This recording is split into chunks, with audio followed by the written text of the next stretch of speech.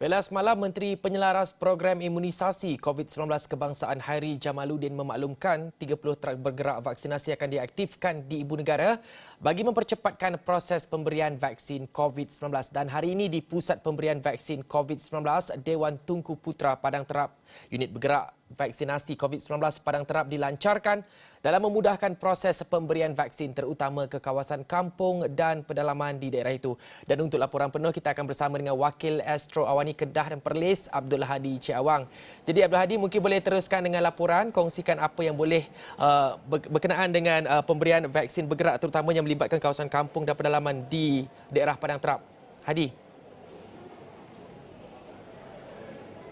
Okey, terima kasih Syaf di studio dan dimaklumkan hari ini merupakan hari pertama total lockdown dilaksanakan di seluruh negara dan di Padang Terap ini sudah pastinya antara perkara yang perlu diberi perhatian adalah pergerakan perjalanan pemberian vaksin itu sendiri. Dan hari ini saya berada di dalam Dewan Tunku Putra Padang Terap bagi melihat sendiri tinjauan hari pertama total lockdown bagi proses pemberian vaksin bagi penduduk di daerah Padang Terap, terutama dalam kalangan kumpulan sasar iaitu golongan warga emas dan juga orang kelainan upaya. Dan untuk bercakap mengenai hari pertama ini, pergerakan hari ini, kita bersama dengan pegawai daerah Padang Terap, Datuk Mat Suhaimi Abdul Rahman. Datuk, jika kita boleh ceritakan dahulu sebelum cerita kita beralih pada unit pergerakan vaksin itu, kita ceritakan mengenai apa pergerakan hari ini bagi daerah Padang Terap ini mengenai dengan proses pemberian vaksin pada hari ini, Tok. Assalamualaikum warahmatullahi wabarakatuh. Saya sebagai pegawai daerah Padang Terap merasa amat bangga dengan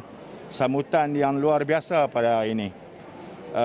Pagi tadi kita dapati hampir 500 orang telah melimpah pusat PVV ini.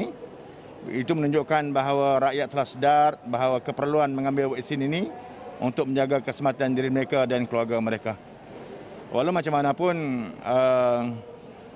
dalam suasana yang agak kelam kabut itu, kita dapati bahawa terdapat individu yang tidak mendaftar tapi berkeinginan untuk datang secara walk-in. Maka kita terpaksa buka kaunter tambahan untuk menguruskan pendaftaran. Dan pendaftaran yang kita buat hari ini, orang baru itu, melibatkan hampir 150 orang. Jadi terpaksa mereka balik dan kita bagi tarikh lain kepada mereka. Jadi yang mendaftar tu insya-Allah sampai sekarang kita dah, ini sepatutnya 430 dan kita dah hampir 90%. Jadi bagi saya sebagai daerah merasa bangga tentang sambutan rakyat terhadap mengambil suntikan vaksin ini sebagai satu keutamaan dalam hidup.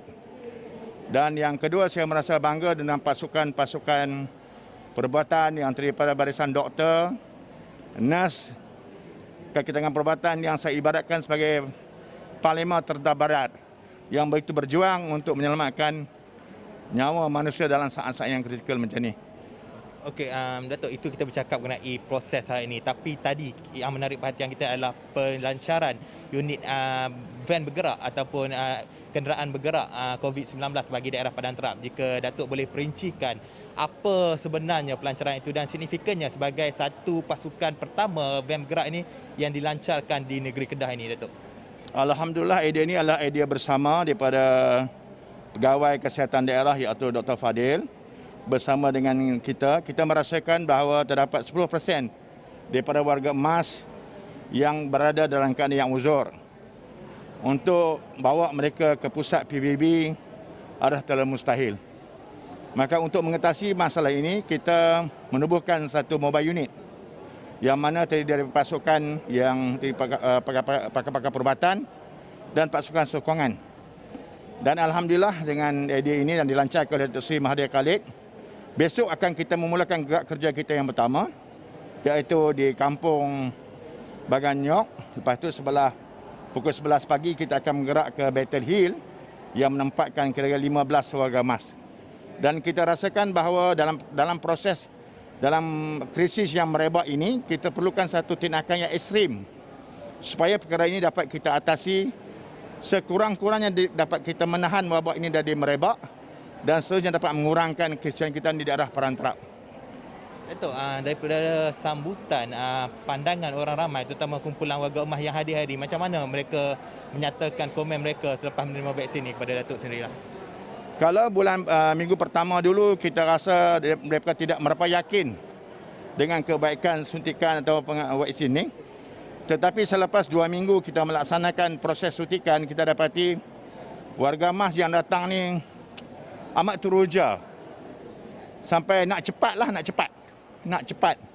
Mereka tahu bahawa kerajaan menjaga nyawa mereka dan memberikan suntikan yang percuma.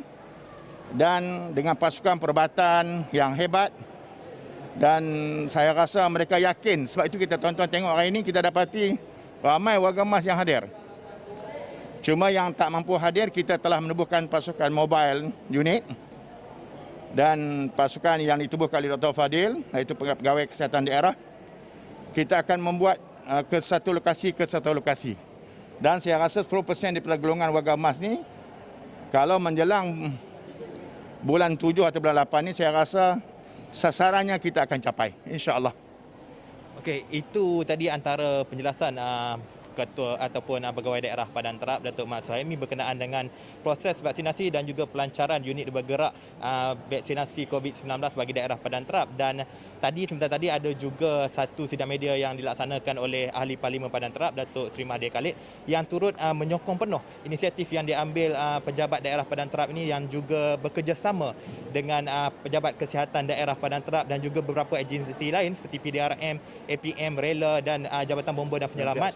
Itu dan juga beberapa pihak swasta lain, dan sudah pastinya ianya memberi satu harapan baru, sinar baru untuk satu imunisasi kelompok ataupun herd immunity dapat dicapai bagi daerah Padang Terap. Dan dalam sidang media bersama Datuk Seri Mahathir Khalid tadi ada juga disentuh mengenai tenaga nasional berhad, mengenai adakah persoalan ditanya adakah bil-bil akan melambung seperti PKP 1 yang lalu. Beliau memberi jaminan bahawa TMB akan pekerja-pekerja TMB akan turun ke rumah bagi PKP kali ini dalam memeriksa bil ataupun meter elektrik tiap-tiap rumah bagi memastikan perkara yang sama seperti tahun lalu tidak berulang pada tahun ini. Dan kita dengar dahulu apa yang dikatakan oleh Datuk Seri Mahathir Khalid. Tak ada, kira sekarang bil semasa. Maknanya pembaca meter tu dapat dapat yang semasa, bukan lagi anggaran. Maknanya pembaca meter akan pergi ke rumah? Akan pergi ke rumah dalam masa MCO. Okey, saya rasa itu saja untuk jam ini dari Dewan Tunku Putera Padang Terap, PPV Dewan Tunku Putera Padang Terap. Kembali kepada Syaf di studio. Silakan. Baiklah, terima kasih Abdul Hadi Cik Awang, dan pastinya berita lanjut akan dibawakan dalam buletin-buletin awani yang berikutnya, dan astroawani.com